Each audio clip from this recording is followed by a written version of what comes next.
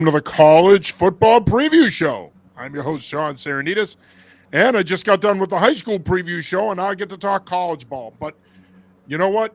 I don't mind. I love this shit. So let's go. Let's get started here. As always, I'm joined by my partner, Ryan Barry. And Ryan, you know what?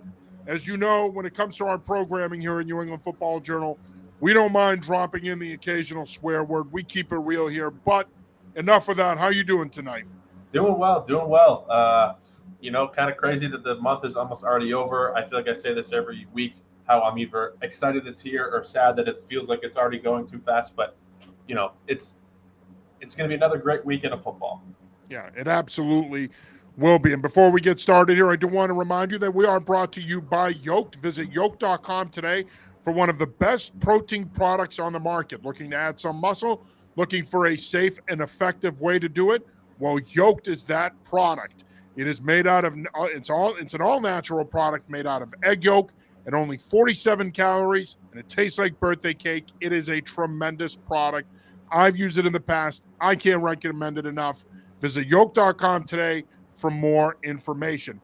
All right, Ryan, Boston College this past week was on a bye. They come back for a bye this week. They're hosting Cal. UMass was on a bye. They come back from a bye. They travel out to Mizzou. UConn played.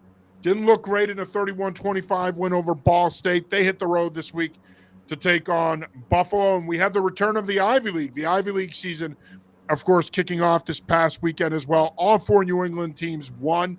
Three of the four won in dominant fashion. Dartmouth had a dogfight with UNH winning 27-20. We're going to recap all of those here in a sec. But we're going to start off with UConn. And as I mentioned, 31-25 win. Again, the offense was great. They did what they needed to do. They did their part. The running game was good. The passing game was good. The defense continues to be concerning. It's hard to believe that going into that game, Ryan, UConn was a 20.5-point favorite.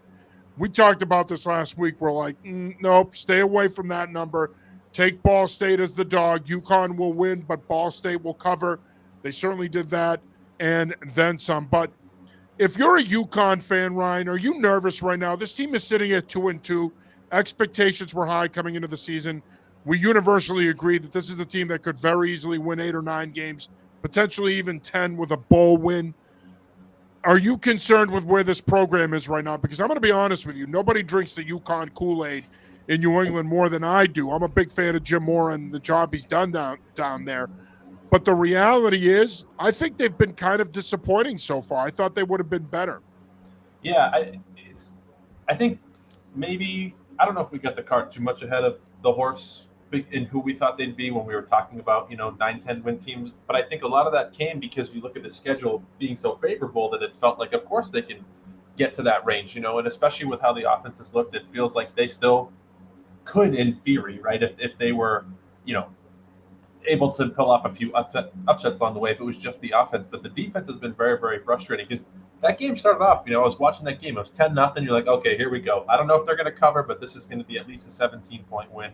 And Ball State hung around, right? I mean, Ball State gave them a better game. UNH had a great game against them the week before in that close loss, but it was something that you think that UConn should be farther ahead than that, right? So, and I think a lot of the teams that they're shaped up to play this year that we thought could be wins are starting to look pretty good. Like Rice has looked solid. Air Force has been okay, right? Obviously they'll be playing BC, but FIU even is 2-2. Buffalo 2-2. So that's what I worry about a little bit just now that the schedule is not yielding as many wins as I might have thought because of how they're playing.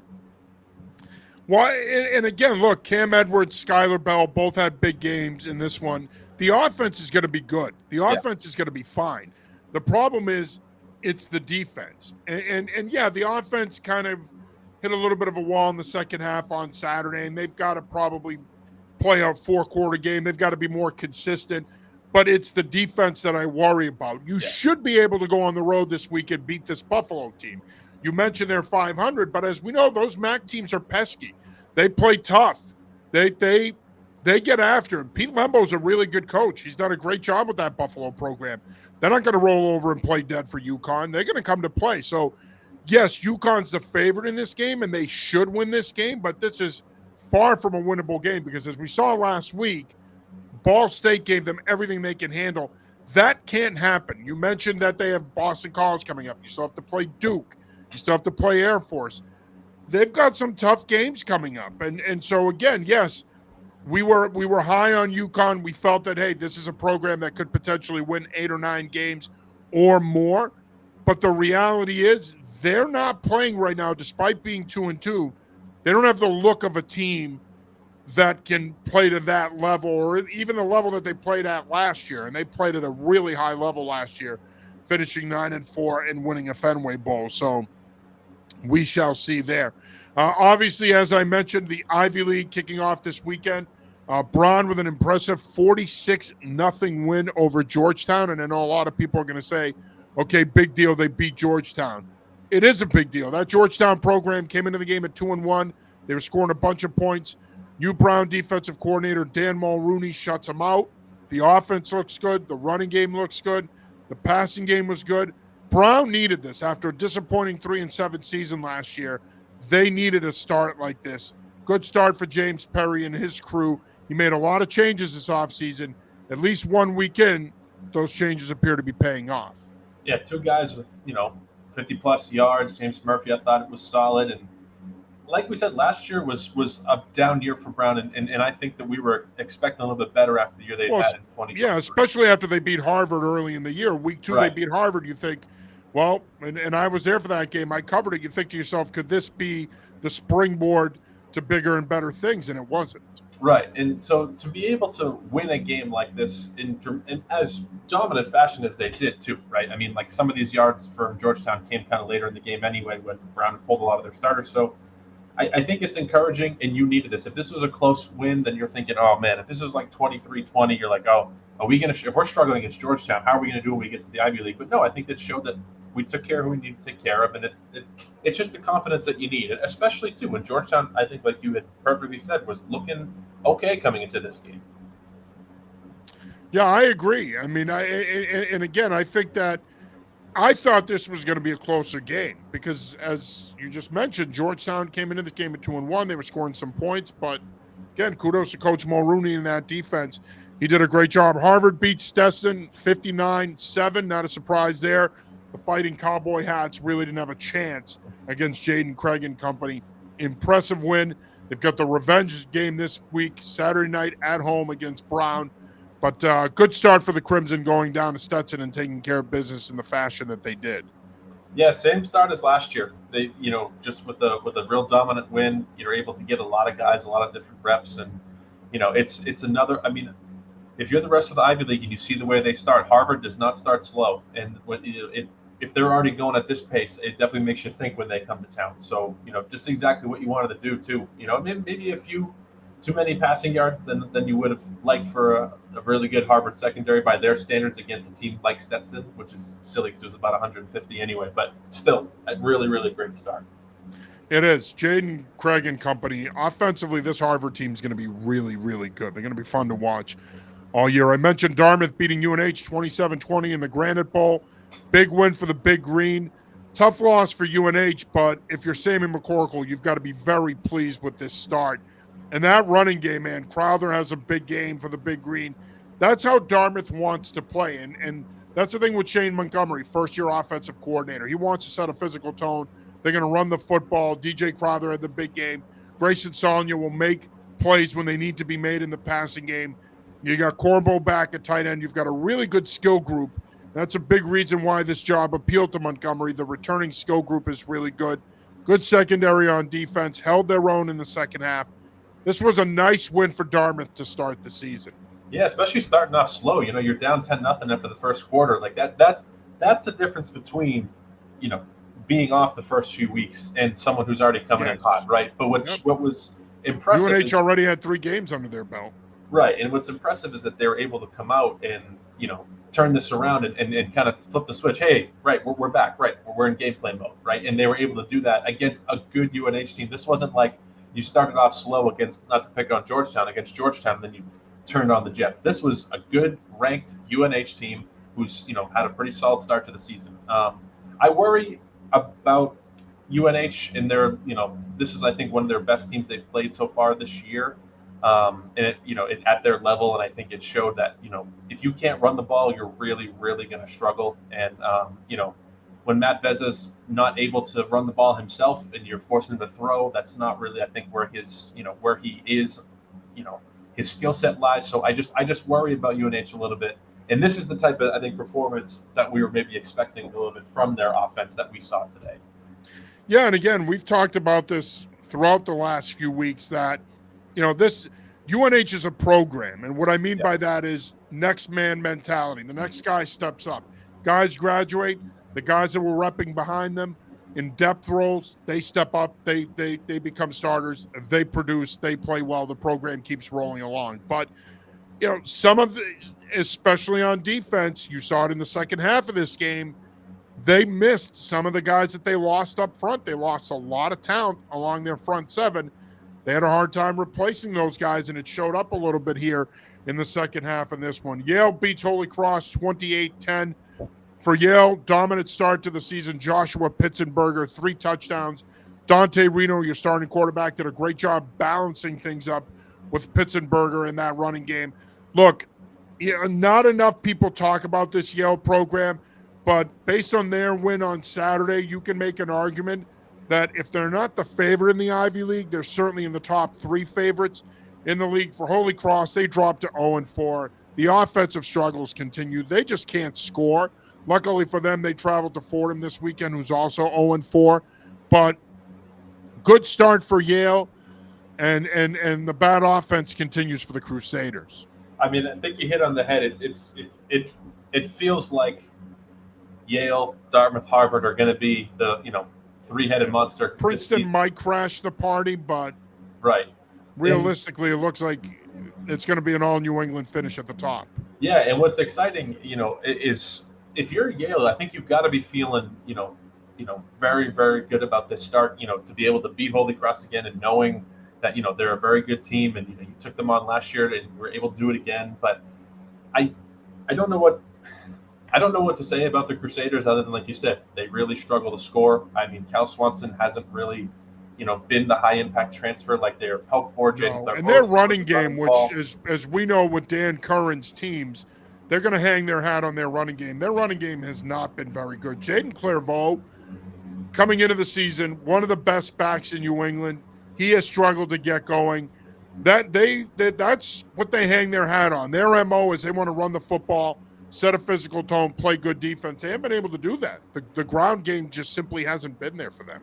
Yeah, and this didn't even really feel too close anyway. I mean, we were talking, it was 21-3 going into the fourth quarter, in 28-3 rather in the fourth quarter, right, the beginning of it. So it's not like this was a close game, like, it was close and Yale pulled away at the end. They took over this whole game, and if you're Holy Cross, you've got to be thinking, great, we're going to start to go into Patriot League play, but we don't even have a single out-of-conference win under our belt at this point, and we lost all those coin flip games again, and then we got smoked in one of the more tough games, and it's just it's tough because a win here or there makes you feel a little bit better about the season, but now Dan Curran's got to be feeling that pressure of, like, we got to get a win now, right? So yeah, well, they got to get a win, and last season kind of played out the same way as this season has so far, and then they started to pick up some momentum once they got into Patriot League play. And look, like I said, Fordham comes at the right time for them. They needed that. They have played arguably the toughest schedule in New England up until this point, so that's part of it.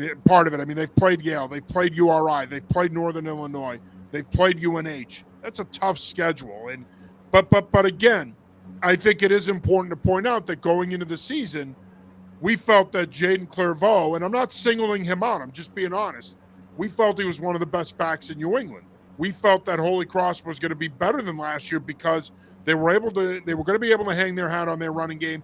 You mentioned Cal Swanson, the Illinois transfer. We felt he could come in and make a big impact. That it just hasn't happened for them. I think their defense has kept them in games. Their defense has played well, but the offense really does need to pick it up here. We're going to go over to the CAA now. Maine 45-17 loss to Georgia Southern, drops the Black Bears to 0-4. You talk about a struggling offense. Their offense has struggled thus far this season as well. Carter Peavy and company just have not been good enough.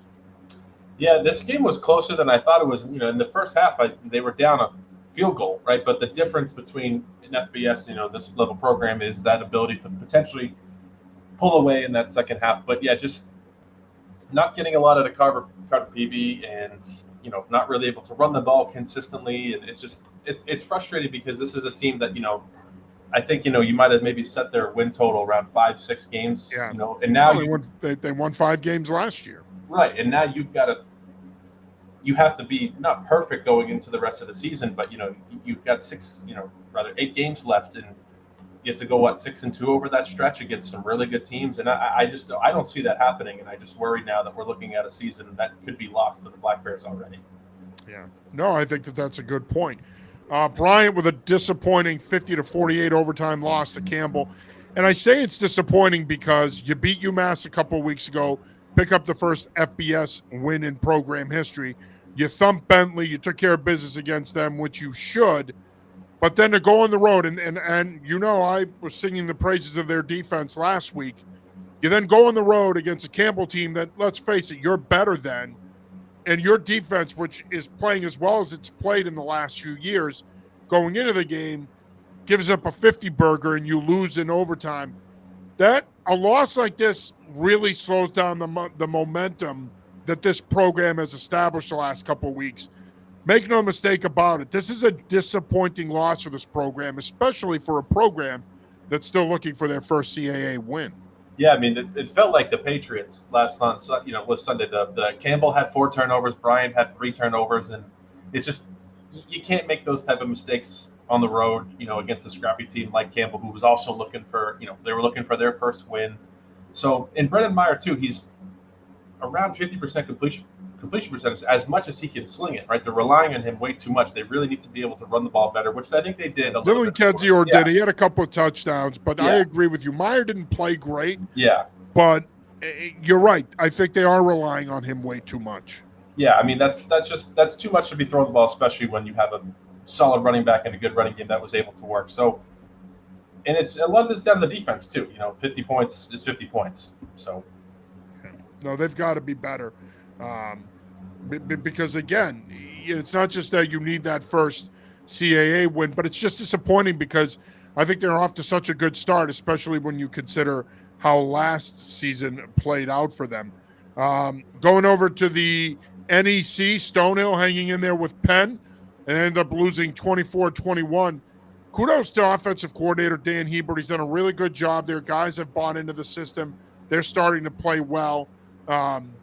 Disappointing loss, but you hung in there with Lafayette a couple of weeks ago. That was more of a shootout loss. Of course, they go on the road and beat Maine in a huge win for the program. You lose a tough one to Penn. Had Stonehill won this one, now all of a sudden you start saying to yourself, wait a minute. Yeah. This program is coming off big back-to-back wins. They could end up surprising people. They don't get the win, but look, we say this every week, right? There's no such thing as a moral victory, but again, I beg to differ. For Eli Gardner in this Stonehill program, going toe-to-toe with an Ivy League program at home, I think it's huge. I think it's huge. Penn is a good program. Penn could sneaky be in the mix in the Ivy League this year. Yeah, they sell them. Write that down. You heard it here. Penn could be in the mix. Yeah. Pen that in. That Penn could be okay. Yeah, I mean every year. It in. Yeah, they every year they don't get blown out. They don't. They're not a Columbia type that's going to potentially. I mean, that's last year was standing. Finish low, and because they're a solid program. And when I saw this scoreline, I was like, oh man, go Stonehill, right? And I mean, a lot of it was that fourth quarter and comeback. They really made a game of it. But just like you said, the offense looking okay, and this would have been another monumental win. But it's something where again there are no moral victories to a degree, but it's hard not to look at it this way when you're competing back-to-back weeks like this, right? You're putting together games here, which is all you can ask for in this program that's trying to build. By the way, and this is my fault. I host the show. It's not your fault, so I'm going to own this 100%. It's on me. We didn't talk about URI Long Island. Rams with a 28-7 win over Long Island. How do we skip over the number 7 team in the country, undefeated, the number 1 team in our Division I college poll, and we skip over them to talk about Stonehill losing a close one to Penn? I guess it just goes to show you that we're excited about this Stonehill program. But some quick thoughts on the Rams. Another big game for Antoine Littleton. He had over 100 yards rushing. Marquise Buchanan over 100 yards receiving. Rams just keep rolling along. They're at Western Michigan this week. Yeah, and against LIU, who had that earmarked win over Eastern Michigan, of course, too. So maybe that was an anomaly. Now we'll see, especially how LIU does this weekend when I think they're taking on Stonehill. But I have seen some chatter online, in the small but mighty FCS chatter about URI and some rankings, and I think that there's maybe some fans of teams out west who do not like how high URI is, given the way that some of their games have gone this year. But I don't think the URI has to apologize to anybody. They're going to keep winning games. They're going to keep doing what they have to do, and until that they lose, until that they show that they're a certain team that someone thinks they are, then yeah, we can have that conversation. But they keep finding ways to win. This was their most dominant win of the season, a touchdown in every quarter against a team that had an FBS win that a lot of those other schools can't say. So I agree with you. And again, I think it speaks to the power of the CAA and how important of a conference it is in FCS football. They're a CAA school. And you know what? They deserve to be ranked in the top 10. And let's not talk about look, let's keep it real here. There are very few programs west of the Appalachian Mountains that are FCS powerhouses, aside from the Dakota schools and Montana State and maybe Sacramento State. There are very few schools west of the Appalachian Mountains that deserve to be in the top 10 or deserve to be ranked 7th where URI is. I mean, again, pump the brakes. Exactly. And by the way, Stone and I the other night were talking about Mercyhurst and how Mercyhurst has played on the West Coast, in essence, 3 straight weeks. Well, not the West Coast. They're going to be at San Diego. They're going to be at San Diego. At South Dakota State this week, but they played Sacramento State. They played Montana State last week. So we talked a little bit about them the other night. But my point is, going back to your original point, they deserve to be in the top 10. I mean, exactly. They're one of the best programs in the country right now. Coming back to the NEC, congratulations to Mark Powell, head coach at New Haven, interim head coach. Chargers beating Saginaw Valley State in a shootout 35-28 for their first home win as a Division I opponent. Chargers improved to 2-2 on the season now. Nice start for them. I mean, look, if you told the fine folks at New Haven that after a month you'd be 2-2, I think they'd take it. Yeah, absolutely. It doesn't matter who you're beating. Wins are wins when you're trying to build the foundation of your program, right? I mean, 4 touchdown passes, obviously the 2 picks for AJ Duffy is good, right? Like that is learning, that is going through the process. I mean, sure, you maybe want to, not have as close a game against this program, but it's going to take a little bit to really separate yourself from the Saginaw Valleys, from those D2 schools that you're from, right? But what shows is that they are still winning those, because you don't want to be a school in transition also losing these games, So again, putting 2 wins together, especially after beating Albany, this is what you need to do building a program. Yeah, and Central Connecticut State drops to 2-2 after a tough 16-14 loss to Merrimack. Nice win for Merrimack. Mike Genetti's squad hanging in there. They improved to 2-2. But for Central Connecticut State, you get Elijah Howard back. You figure they should be better. They haven't lived up to the preseason hype. We were really high on the Blue Devils. Kind of disappointing. We kind of knew that they would be overmatched week 1 against UConn. They get thumped in that one.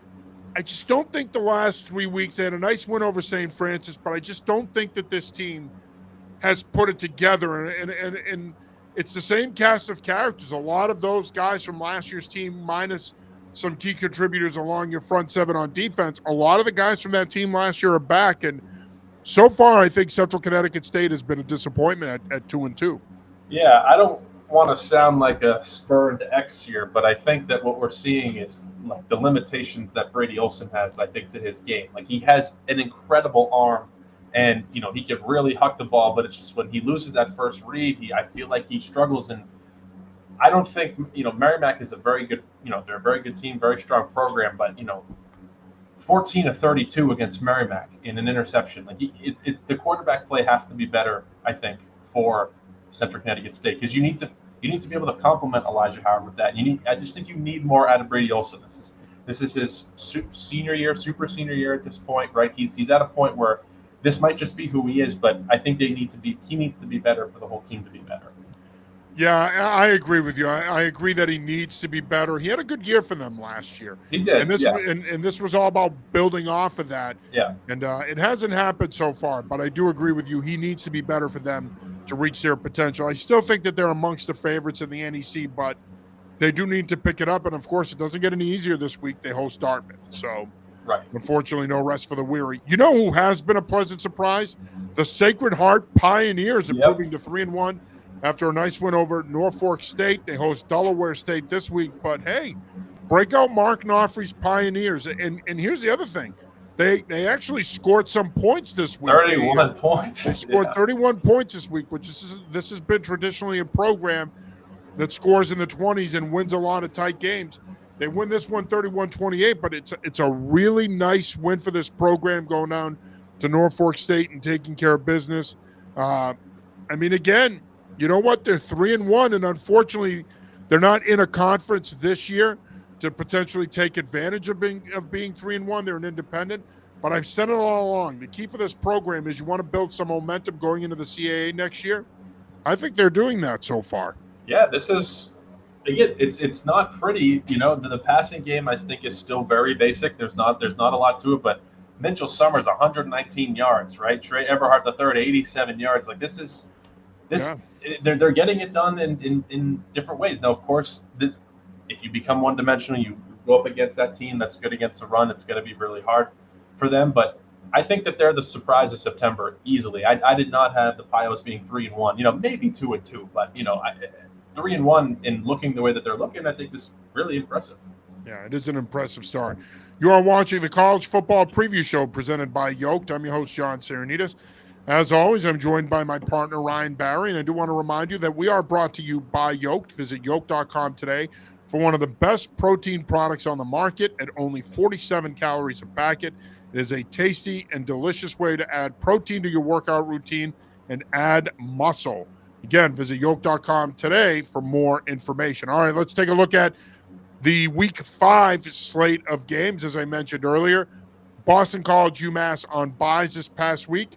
We're going to start with the Eagles after a disappointing 30-20 loss a couple weeks ago at Stanford. Boston College returns home to host Cal, who's coming into this game at 3-1. But the Golden Bears got slapped around by San Diego State last week in an ugly loss. Boston College is favored by 6.5. Look, I think the bye week is going to do this program a lot of good. They're still really banged up. They're going to be missing some key guys here. But I expect a full bounce-back effort here from the Eagles. I think this is going to be one of those 27-20, 28-21 kind of games. But I do think Boston College covers, and I do think they get it done. Give me the Eagles here. I think that I see them winning by 7 to 14 points. I think they bounce back. Like I said, I think the bye week does them a lot of good. Same. I'm going to take the Eagles here. I think that if you had even – if it was a close loss last week to San Diego State, I think I definitely would have gone with Cal here because I think they've looked good. But when you look at some of these wins like Texas Southern, Oregon State is not a good team this year, right? Minnesota is not what they were last year. So maybe we've got a little bit of a mirage in 3 wins, to start the year because of that. But I like the Eagles. I like the fact that this is a 12:30 kickoff in the brains of the Cal Bears here. So this is, I think, it's going to be a little reverse of BC going to Stanford. They've got a week off. This is going to be their get-right week. Yeah, I agree with you. All right, next up, UConn. We mentioned earlier that the Huskies traveled to Buffalo this week to take on the Bulls. Huskies are favored in this one by 3.5. And as I said to you earlier, look, last week we thought that number was way too rich against Ball State. Ball State ends up playing them tough and losing by 6. Obviously, this is a much shorter line. UConn is on the road. This week, I like the Huskies. If I'm putting my money on this game, I'm putting my money on the Huskies. I do think they cover. I think Cam Edwards, Skylar Bell, way too much for that Buffalo defense to handle. Joe Fagnano has played well at quarterback. I don't think Buffalo's offense is so explosive that they'll score more than 3 or 4 times. It might be enough for them to win, but I don't see it. I like UConn in this one. I think it's going to be a 28-17 kind of game. But I think the Huskies' defense gets back on track, and the Huskies, with the win, improve to 3-2.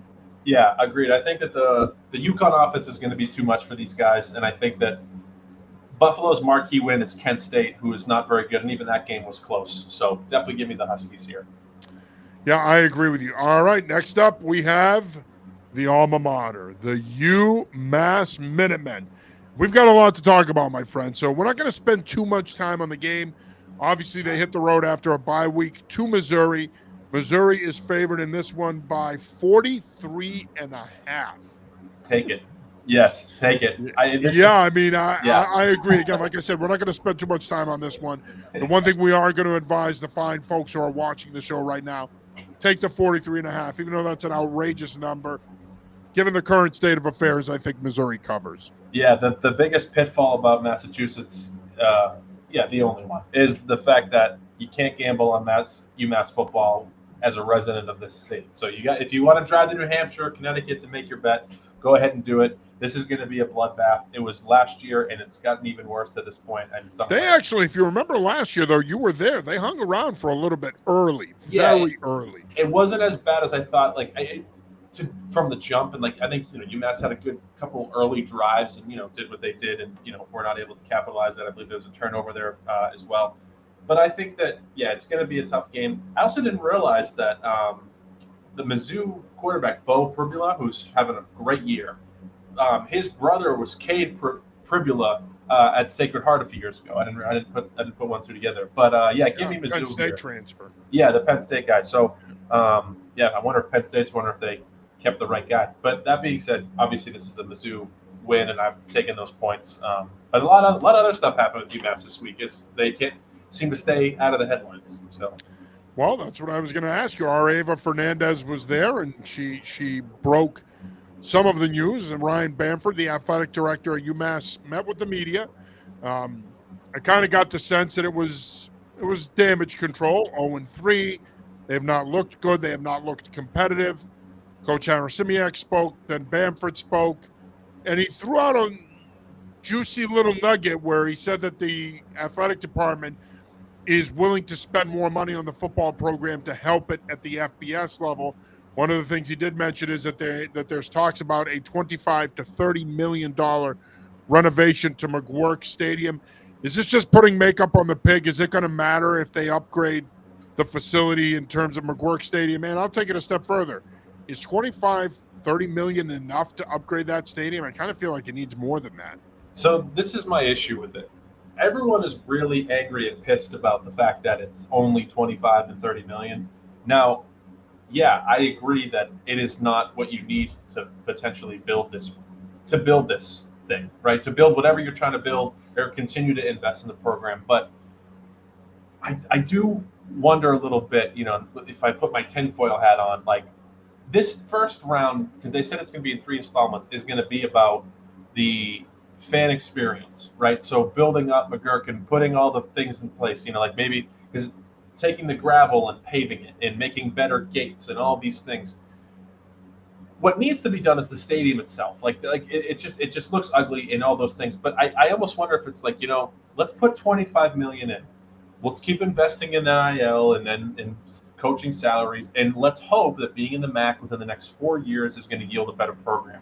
That way, we've got better results to be able to then go back to the state or donors or whoever the heck you're talking to, the board of trustees, to be like, all right, can we get another 25 million and now let's do the stadium? Because I'm wondering here, let's just start and make the outside look nice, because if this doesn't turn around in the next 4 years, I'm not saying they're going to cut the program, but it's a lot easier to stomach the fact that your stadium aesthetically looks a little bit better on the outside, but you didn't do a whole bunch of other bells and whistles to it. So now you're looking at this empty football stadium that may or may not have a program in it. And I know that sounds crazy, John, but it's hard for me not to think that I think, A, maybe they're thinking that, but also B, they probably just can't get more money than that because they're like, we're not giving you more money for this program. You've done nothing with it. You're going to get this. It's like your parent giving you an allowance. Here's $20. Make the most of it. I'm not giving you 40 till you've earned it, right?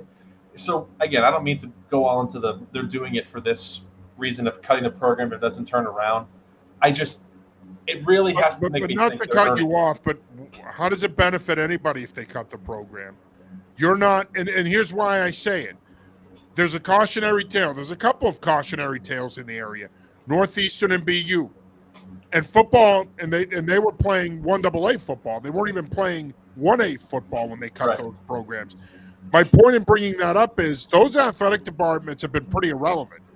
With all due respect to hockey, and I love hockey, I'm a hockey fan, but if hockey's your number one sport at your school, you're not going to get any national attention unless you make a championship run. And we're talking about a weekend maybe. Right. And I'm not even all I'm saying is cutting the program really should not be an option, because football is the one sport that brings attention to your athletic department. More football and basketball. That's it. Right. Outside of those two, they're the ones that move the needle. And I agree. And I'm not even saying they're gonna do that. No. I know that. I've heard but I've heard that from people too. Should they consider cutting the program? And I think that's ludicrous. Yeah, and I agree, because football is the doormat to the university, right? We get more views playing a bye game against Notre Dame than we do playing a hockey game on ESPN on Friday night against BC or North Dakota.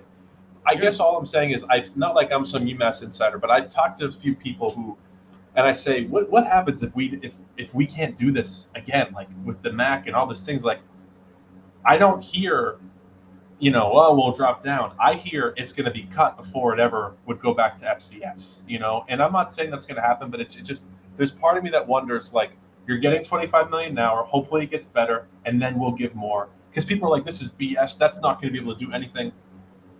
No one is giving you $50 million when it's gone as poorly as it is, because it's like, why we haven't earned it, right? And you can be mad about that, and you could say, well, F you. In order to prove you're investing like UConn, you just got to pay it. It's like, yes, but like, that's just, our state is, we don't work like that when it comes to their athletics, especially for this. And it's just, I think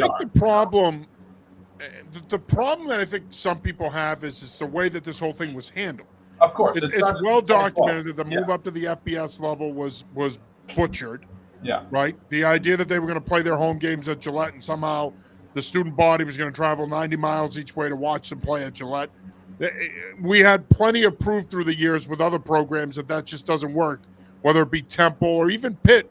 Pitt will sell out if it's a big name program coming in, if it's a Clemson or a Notre Dame. But if they're not competitive, they're not selling out Acrisure Stadium. So that model has never really worked, realistically speaking. But I think the other problem that you have here is, you made the decision to be an FBS program. You have the luxury now of being in a conference. You're going to have some TV money coming in.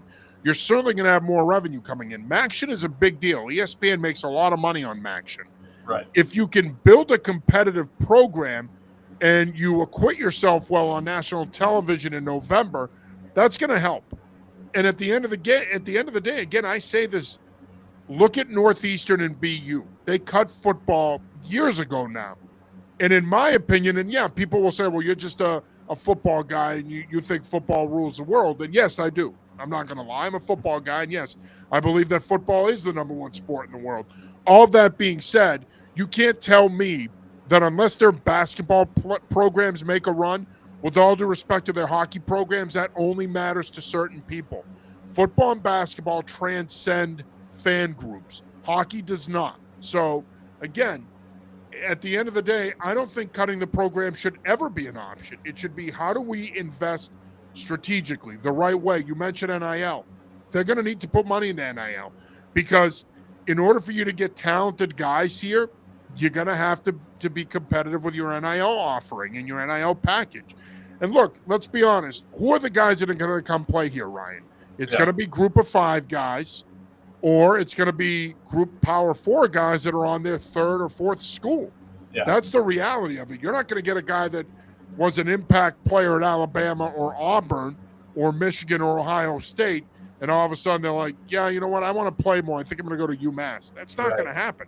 They're going to have other opportunities. They're going to get more money to go somewhere else. So it's UMass is in a bind. They're in a bind. They're in a legitimate pickle. I think this is a nice start, but to your point, I think McGuirk needs a lot more than $25 to $30 million, and still think you need an indoor facility. That would make a huge difference when it comes to recruiting and getting better talent on campus. Yeah, and I always feel bad for the listeners. I mean, it's not always about UMass. Then again, I always say they're like the cousin at the family party who's got all the issues, and everyone does secretly low-key love talking about that crazy cousin as much as they might, throw up on the cake. But like, which is basically UMass. But at the same time, again, I don't want someone to be like, oh, I'm advocating for it to be cut, or I think it's going to be. I just wonder if it's like, let's No, give and them I, 20. and I again, I'm not saying you're saying that.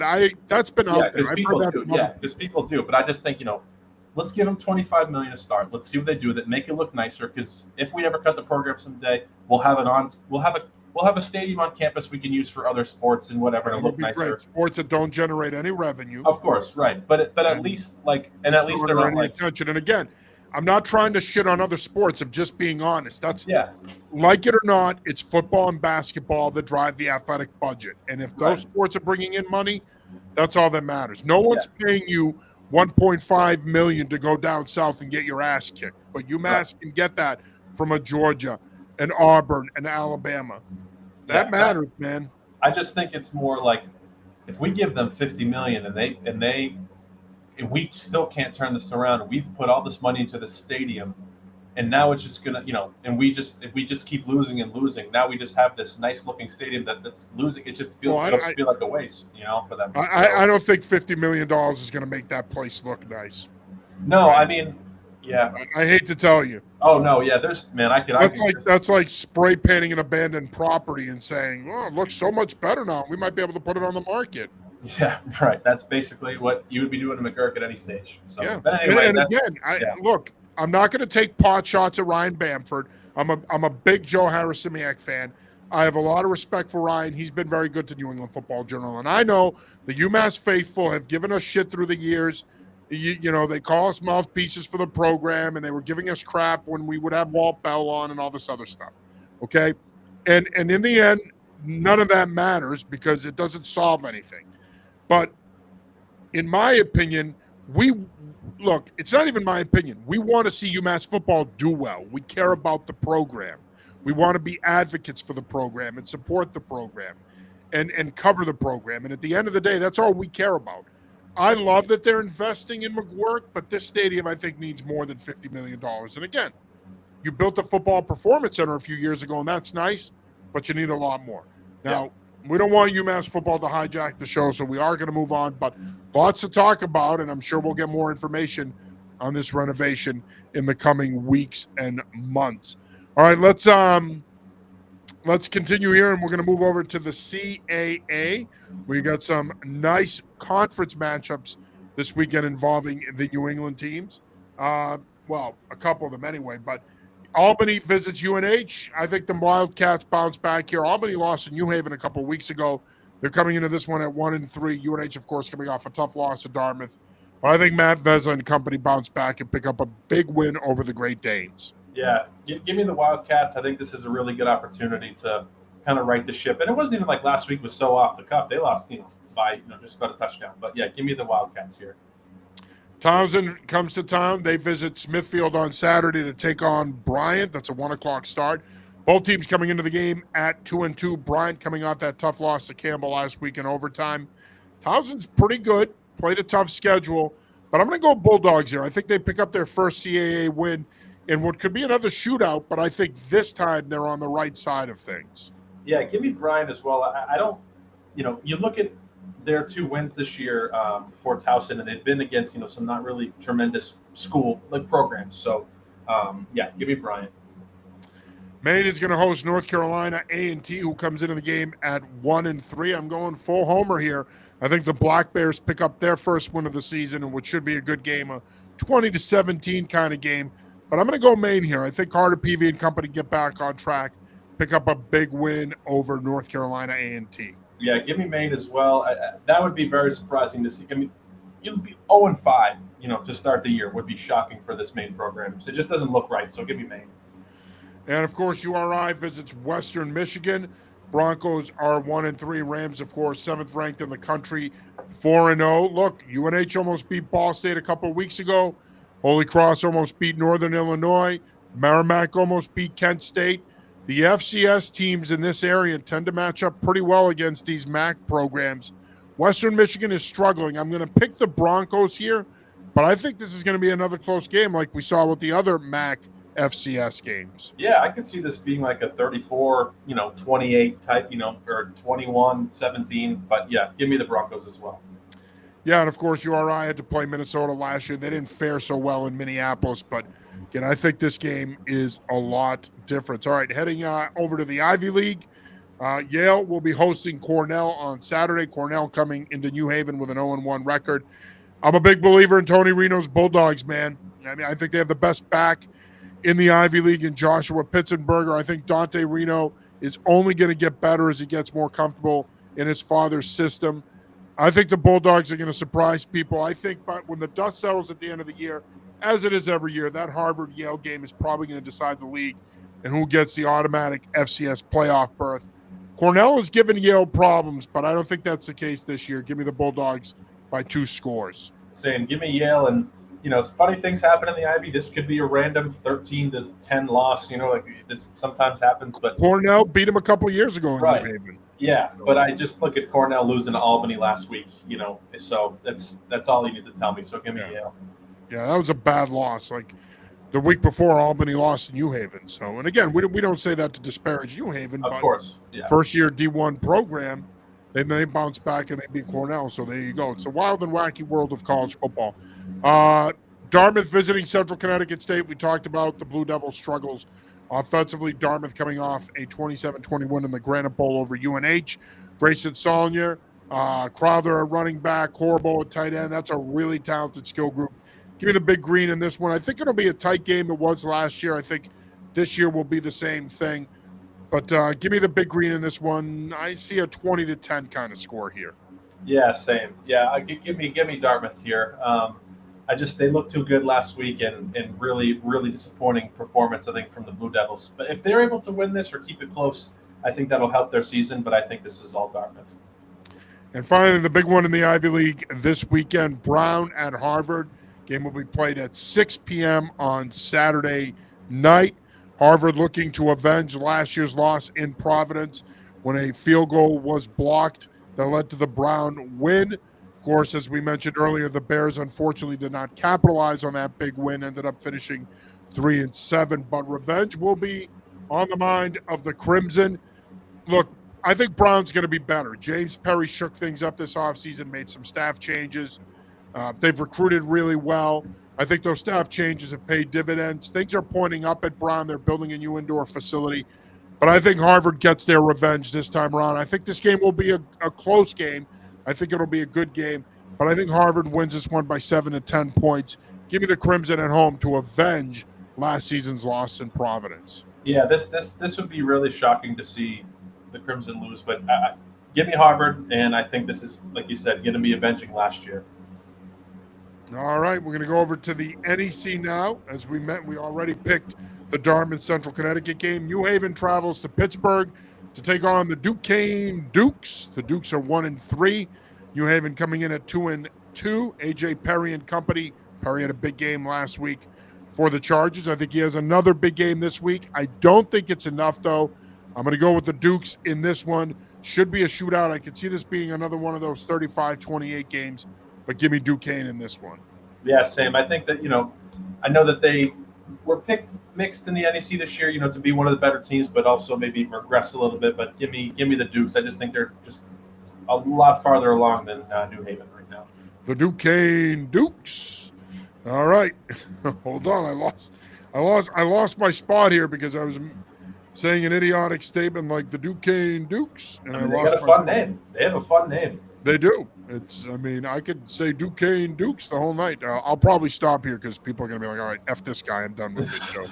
And we mentioned this game earlier, Long Island visiting Easton on Saturday to take on Stonehill. Again, Skyhawks beat Maine 2 weeks ago, almost beat Penn last week. Give me the Skyhawks here. I think Dan Hebert's offense is starting to roll. Jack O'Connell is playing well at quarterback. Xavier Woodward in the running game has been pretty good. But more importantly, the Skyhawks defense has been terrific. It's kept them in games so far this season. I think they get it done. I think they win a close one here. I see this being a 24-21 kind of game, but I like the Skyhawks in this one. Yeah, they've got to get one, especially with how well they've played. So give me Stonehill, but I would not be surprised if LIU wins if that, unless that Eastern Michigan game was a mirage, I do think that they have a lot more talent than last year. So I don't want to get ahead of myself, but I'm going to take Stonehill. All right, I'm going to go over to the FCS independent ranks. Sacred Heart hosting Deshaun Jackson and Delaware State. I still can't believe Deshaun Jackson is a head coach at the Yeah. collegiate level. A great player, and it's great to see him coaching. I always saw him as somebody who would get into media, but it's great that he's coaching. He's done a great job there, man. They're 3-1 out of the gate. They're athletic. They're fast. This is a tough matchup for Sacred Heart. I'm going to take the Pios here because I'm going to go local. But if Delaware State wins this game, it would not surprise me. Give me the Pios 24-21. Yeah, I don't know. I feel like every week I got to pick something different. So I'm gonna go with Delaware State here, just because of I like their wins so far this year, and I that's not disparaging the Pios by any means. I just, like you said, I think they've got a lot of talent, and I think that they're very fast and have some good skill positions. So yeah, I'm gonna take the Delaware State Hornets. Well, and to your point, they've put up some points this season. They beat Albany. They beat them 37-32 in a shootout. They beat Bowie State. I don't know where the hell Bowie State is, but they beat them 36-14. Lost to Delaware 35-17, man. I mean, that Delaware program's been pretty good through the years. And last week they thumped St. Francis 39-10. So this is a team that can score a lot of points. Deshaun Jackson has done a great job there so far. Again, I'm taking the Pios because I'm going with the home angle here, but you're probably right. Delaware State might be the safer pick here. Merrimack travels to Stony Brook. Stony Brook is 1-3 on the season. Warriors, of course, are 2-2.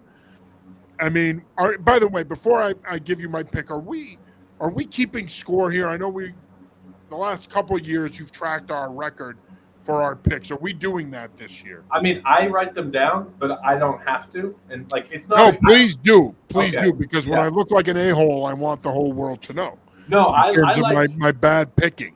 I mean, I do it for myself just because I love doing pick'ems. I love doing all that stuff. Like, I have my own Google sheet where I keep I predict the NFL season and all that nerd stuff. But I keep them. But then again, it's tough because there are some weeks where I go with my heart more with who I think is going to be correct. Like that week I went UConn, BC, and UMass to win, and they all lost. And I was like, oh, I went with my heart there as opposed to my head. So, but I do keep. Well, I'm going with Merrimack.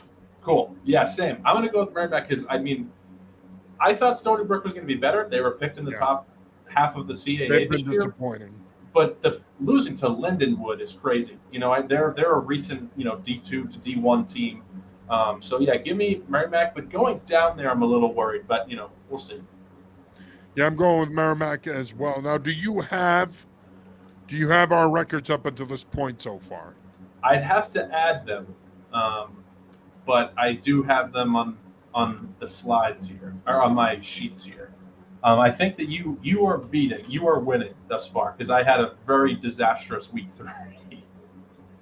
It happens.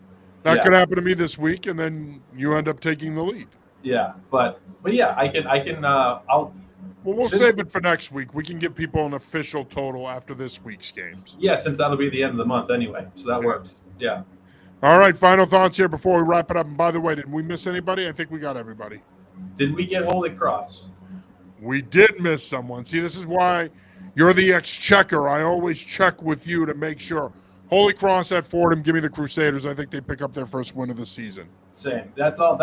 We basically already talked about how we think they're going to beat Fordham. So let's go Crusaders. Let's see Dan Karen get that first win. Yeah. We covered the game already. I mean, we just didn't do it when we're supposed to. Right. But we both agree that the Crusaders will bounce back. And again, I think it'll be a lot like it was last year for them. I think they're going to start to get on a roll here now that they're in league play. Of course, the Patriot League is going to get much harder here now in the coming years with Richmond and Villanova entering the league. So it's going to be tough. Two good programs that have tradition in the CAA. Final thoughts now. Now we know. Final. We got everybody. Well, the slate looks great for nationally on Saturday. I'm really excited for that. Georgia, Alabama, Penn State, Oregon. But locally, we've got Ivy League playing against each other. We've got Maine. We've got Delaware. Oh my gosh, Dartmouth going to Central Connecticut. So we've got a lot of fun matchups this weekend, and a very, very important weekend for BC, I think. So out of all our teams, easily the biggest game of the weekend is BC, because this would be a disastrous start if they were to lose today. Yeah, Saturday. Not with what they have coming up. Absolutely. Yeah. I hate using the term must win early in the season, but I think this game on Saturday for the Eagles might qualify as a must win. All right. Well, that'll do it for this week's episode of the College Football Preview Show. For Ryan Barry, I'm John Sarianides. As always, get out there and enjoy the games. And as always,